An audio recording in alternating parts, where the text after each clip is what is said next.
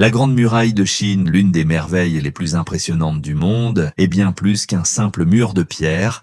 C'est un symbole de courage, d'ingéniosité et de persévérance humaine, construit au fil de plus de 2 millénaires.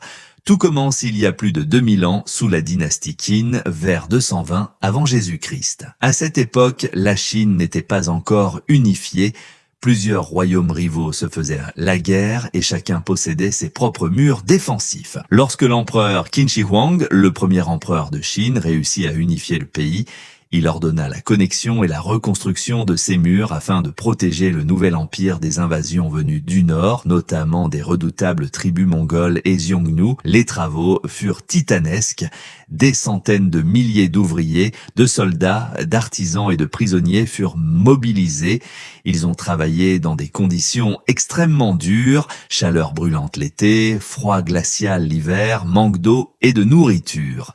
Beaucoup y ont perdu la vie et certains disent que leurs corps reposent encore dans les fondations du mur. La première version de la Grande Muraille était principalement faite de terre battue et de pierres locales, mais au fil des siècles, chaque dynastie y a ajouté sa propre contribution. Sous la dynastie Han, le mur fut prolongé vers l'ouest pour protéger la fameuse route de la soie. Puis, des siècles plus tard, sous la dynastie Ming, entre les 14e et 17e siècles, la muraille prit l'aspect qu'on lui connaît aujourd'hui, avec des briques solides, des tours de guet et des forteresses impressionnantes.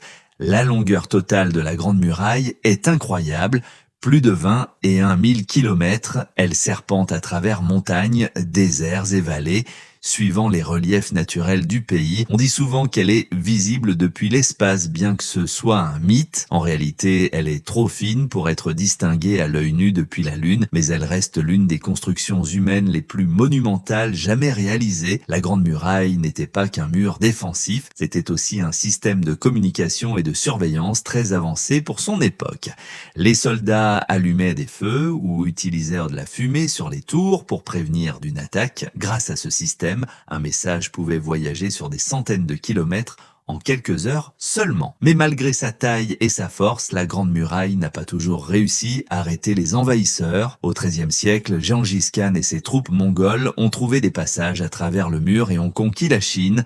Pourtant, la muraille resta un symbole puissant de résistance et d'unité nationale. Aujourd'hui, la Grande Muraille de Chine est un trésor du patrimoine mondial classé par l'UNESCO en 1987. Chaque année, des millions de visiteurs du monde entier viennent marcher sur ces pierres anciennes et admirer ces paysages spectaculaires.